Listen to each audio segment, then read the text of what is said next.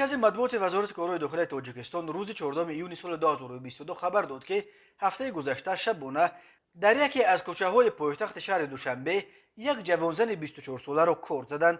بنا به این منبع به شعبه وزارت کارهای داخلی یک در نویه شومنصور با عریضه زن 24 ساله ساکن شهر دوشنبه مراجعت نموده خبر داده است که شب 9 ایون سال 2022 تخمینا ساعت 02:00 دقیقه در کوچه مشعل پایتخت مرد 34 ساله ساکن نویه رودکی به یگان اساس او را دشنام داده با کورد یک مرتبه در قسمت دست راستش زده است. در نتیجه جبر دیده جراحت وزن جسمانی برداشته در بیمارخانه بستری گشته است. سبب به جوانزن با کورد عمله آوردن ساکن رودکی هنوز معلوم نیست.